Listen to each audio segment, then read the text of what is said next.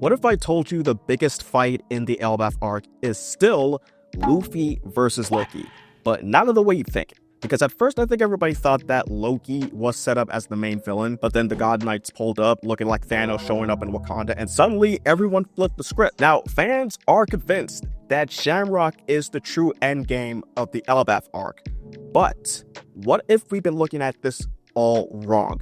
I ran a couple of polls in my community tab about who Luffy's final opponent would be, and most people think, unsurprisingly, that Luffy's final fight in Elbaf will be against Shamrock, but then a couple of comments made me do a double take. Caleb Salona 6085 made a good point that the God's Knights don't seem like the kind of guys who would lose in this arc.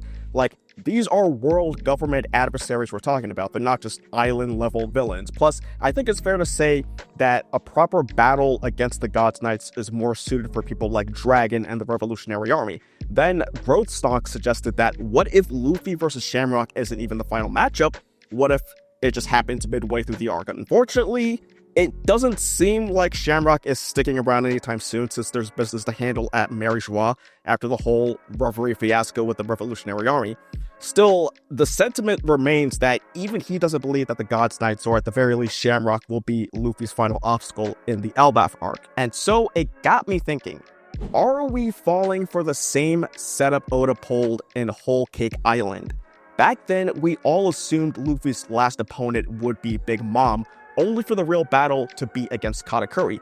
And the more I looked at Elbaf's structure, and remember, there were so many ties and connections between Whole Cake Island and Elbaf, the more familiar it felt. Because if the God's Knights are the big external threat, then Loki represents the internal conflict. He's the one standing at the crossroads of Elbaf's future. And if Oda runs this playbook again, does that mean that the real fight that defines Elbaf will be against Loki instead of Shamrock? Let's get into it.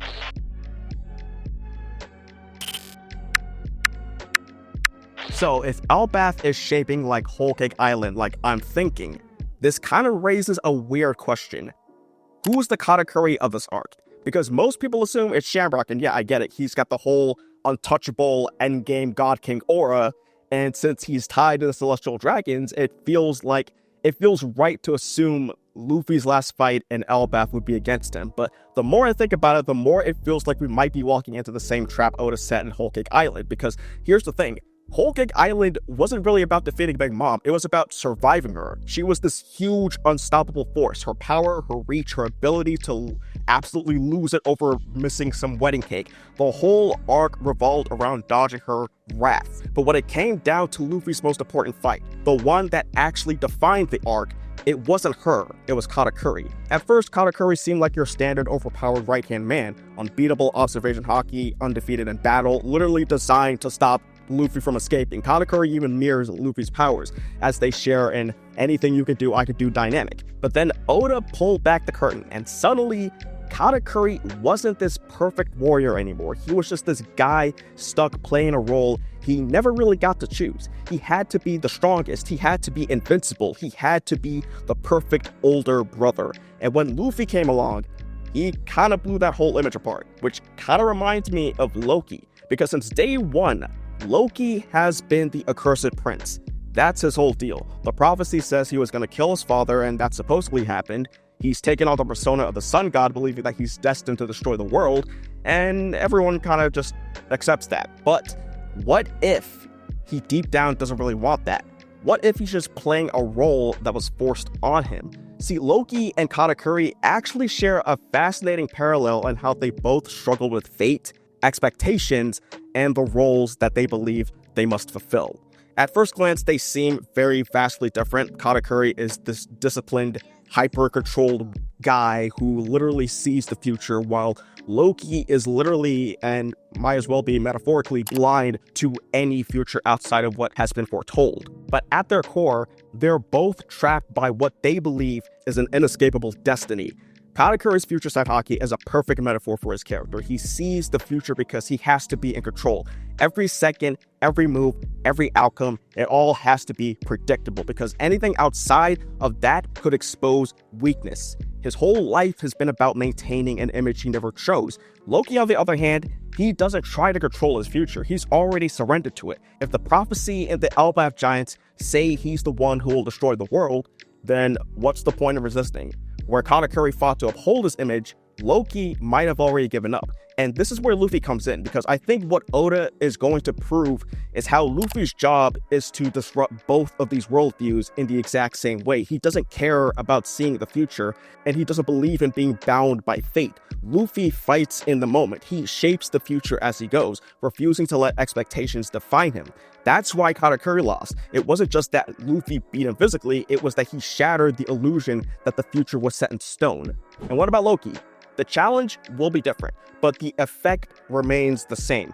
If Loki has spent his life believing that prophecy dictates his path, then Luffy's entire existence as the real sun god, the one who fights for freedom by dismantling oppressive systems rather than through mere destruction, directly contradicts that belief. Their battle then would not just be about strength, it would be whether destiny truly controls someone's fate or if they have the power to break free from it. Even visually, they could have a parallel moment. Katakuri removing his scarf was a symbolic moment. It was him letting go of the idea that he had to be flawless. And so if Loki is physically blindfolded with his eyes covered, then imagine if the moment he finally opens his eyes is when he starts questioning fate for the first time. The moment he realizes that he doesn't have to be the monster everyone expects him to be.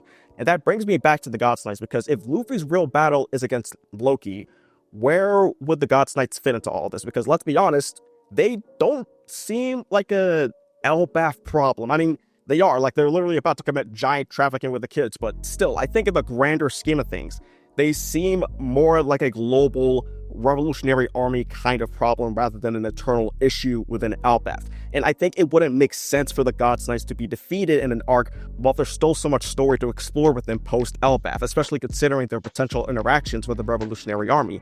Unless Dragon actually shows up in Elbaf, then okay, that's a different story. Overall, I think it makes sense for the conflict in this arc to connect to the internal affairs of Elbaf, because if that's the case, then maybe they were never meant to be the final fight here in the first place. And that kind of changes how we look at the God's Knights in this arc, doesn't it? Because these guys still feel important. They're not just some side villains to take out before the real fight. They're tied to the Celestial Dragons because, like I said before, they got the big boss endgame energy. And the fact that they still even exist this late into the story means that they aren't just going to get packed up in a single arc. And that's why I keep thinking, if the God's Knights are such a big deal, why doesn't it feel like that this is the arc where they'll actually go down?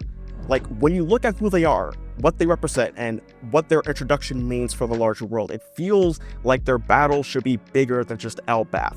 If these guys are supposed to be the Celestial Dragons' personal, dripped out, ultra right-wing hall monitors, then wouldn't they fit better as long-term enemies rather than one-and-done villains?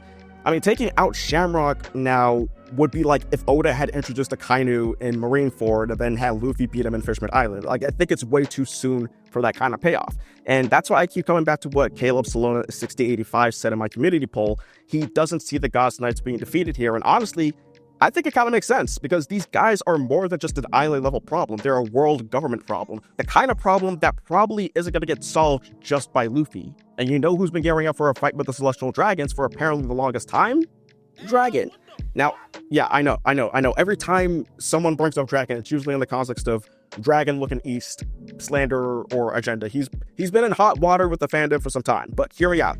We know that when the God's Knights mobilize, so do the Revolutionary Army. Dragon said it himself. And if that's the case, then what are the odds that Luffy is actually the one meant to take them down? Because at this point, Dragon has to get involved in the main story somehow, which also kind of explains why Shamrock might not even be around by the time we get to the big climax of this arc, because we know from chapter 1140 that he's already being called back to Mary Shaw.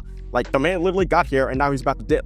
And while, yeah, maybe Oda brings him back for one last fight before he leaves, I think it's fair to assume that if Luffy fights Shamrock, I don't think it's going to be the grand arc-defining battle. And if we take that to account, then what exactly are the God's Knights doing here? Like, what's their role in this arc, aside from trying to subjugate Elbaf if they aren't here for the final fight? Which, by the way, could make them way more dangerous than just being people Luffy has to punch really hard. Because if they're here to put a leash on Elbaf, then even if Luffy beats them in a fight, it doesn't stop what they represent. And that's the kind of real issue here. The God's Knights aren't just individual opponents, they're a system. Taking down Shamrock or even the whole squad of them, I don't think would change anything in the long run. I think that's why their true fight feels way bigger than Elbaf, because it's part of something that doesn't just end with Luffy's fist. And that's why I keep coming back to this idea that they're not actually the final battle here, because if the arc is about Elbaf's eternal conflict, then the final battle has to be against the person who represents that conflict the most. And that's what brings us back to Loki. And if his story is really about whether or not he can break free from his destiny, then it makes way more sense for his fight with Luffy to be the real climax of this arc. So yeah, maybe we've been looking at the God's Knights all wrong. Maybe they're not meant to be defeated here at all. But that still leaves one huge question. If Loki is the real final opponent of this arc for Luffy, much like how Katakuri was the real final opponent of the Whole Cake Island arc for Luffy, how does that fight actually go down? Because if it's anything like what I'm thinking, Loki might not even be in control of himself when it happens. And that could change everything, because when Loki was first introduced in chapter 1130, everyone thought that he was going to be the main villain of this arc. And you know what? Understandably so, because when you show up in the story looking like you're 3,000 leagues deep in the trenches, draped in chains like some caged monster in the middle of your villain era, yeah, people are going to be talking. But now, after everything we've seen, it doesn't really feel like he's the true villain anymore, or so we think. And that's what makes this so interesting, because if Loki was meant to be the straightforward antagonist, then why does this feel more like a tragedy for him? Like his whole life, he's been labeled the Accursed Prince. It's not just some random nickname, it's a prophecy made by his own father. His entire identity is built around the idea that one day he'll bring ruin to Elbaf and the entire world. And if you're raised with that kind of weight on your shoulders, it makes you wonder, does Loki actually want to destroy Elbaf, or does he believe he has to as a way to cope? It's as if he's falling into a self-fulfilling prophecy to deal with being treated as a pariah all his life. And that's where the perception shift comes in. And I think that's why his fight with Luffy makes sense, because if Loki has spent his whole life believing that this is fate, then all it takes is one push from the wrong people to make it real. Now, let's talk about the God's Knights in this instance, because if there's anyone who benefits from Loki actually fulfilling this prophecy, it would be them. Because we know that the world government doesn't like things that they can't control, and Elbaf is one of the most powerful independent nations in this world. So what's the easiest way to take over a nation that refuses to submit? How about make it destroy itself? And that's why I keep coming back to the idea that what if one of the God's Knights is the reason Loki loses control? Because let's think about what we've been speculating about Loki's double fruit on this channel so far. If there's any mythical creature in Norse mythology that fits his story, it's Fenrir. Fenrir, the giant wolf, was chained because of a prophecy, one that said that he would bring destruction. And what happened? The more the gods tried to restrain him, the more inevitable his fate became. And in the end, he broke free and fulfilled the very prophecy they tried to prevent. Does that sound familiar? That's literally the entire character arc we've been speculating about Loki on this channel. He's been bound in chains, labeled Elbaf's Accursed Prince, before he ever made a choice for himself. But here's where things really get interesting. In Norse mythology, another concept could tie perfectly into this. Berserkers. Berserkers were warriors that went into autopilot rage mode, losing all control and becoming unstoppable killing machines. Some stories even say that they transformed into bears or wolves, attacking without distinguishing friend from foe. And if Oda is drawing inspiration from both Fenrir and the Berserker concept, then Loki's devil fruit might not just turn into a giant wolf. Oda might write him into a full-on Berserker state if the opportunity calls for it. And if that's the case, then the God's Knights might be the one to push him into fulfilling the prophecy. What if one of the God's Knights has a devil fruit or ability that triggers this transformation, this emotional state? Maybe something that amplifies emotions like rage, despair, or fear. And if that's what would happen, then Loki wouldn't be in control of himself. He's not choosing to destroy Elbaf. He would be used as a weapon to do it. And the worst part is that Loki would believe it, because think about it, if you spent your whole life being told this is what you're destined to be, and then one day you actually lose control and start destroying everything, wouldn't that just confirm it for you? Wouldn't you assume fate was real? That's the real danger here. Not that Loki wants to destroy Elbaf, but that he's giving up fighting against the idea that he will. And if that happens, Luffy is the only person who can break that mindset, because Luffy is always setting people free, whether it's in the context of a fight or outside of one. He did it with Katakuri, who was trapped by the weight of his perfect image. He did it with Robin and Enies Lobby, who believed that she had no choice but to die to protect the Straw Hats, and now he might have to do it for Loki too. And this is where the Katakuri parallel comes into full circle, because Loki and Katakuri are simply mirror images of each other. Katakuri spent his entire life trying to control the future. He needed to see every outcome, to predict every possibility, because he had to be perfect. Loki is on the opposite end. He doesn't try to control the future at all. He's already accepted it. So where Katakuri's biggest fear was losing control, Loki's biggest fear might be that there was never anything to control in the first place. And so maybe that's why Loki's character was designed with his eyes covered in bandages. As for the in-world plot explanation behind it, could be anything. But I think thematically, it definitely points to his complete surrender to fate. He doesn't attempt to control his future as Katakuri does. Instead, he accepts it as inevitable, blindly following the role assigned to him. Maybe this could be the Doflamingo without his shades moment we were hoping for in Dressrosa, but instead, we're getting it in Elbaf through Loki. And just to touch back on the Gods Knight's role in this arc, I think you could still technically consider them primary antagonists if they end up being responsible for forcing Loki to go all berserk on Elbaf. Maybe Oda's plan to give them a way to stick around longer in the story is to say, fuck it, let's just make Loki destroy the island, kill the giants, and kidnap the kids, so that there's no Elbaf to worry about subjugating if things don't go according to plan.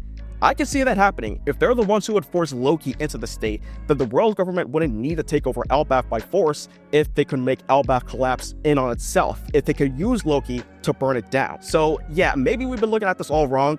Perhaps the Gods Knights, or at least Shamrock, aren't necessarily Luffy's final opponents. It could still end up being Loki for a completely different reason based on character development for Loki's character arc. Since we've discussed Katakuri so much in this conversation, you know Big Mom has to fit into Elbaf somehow, right? Well, I got a video right here that covers just that.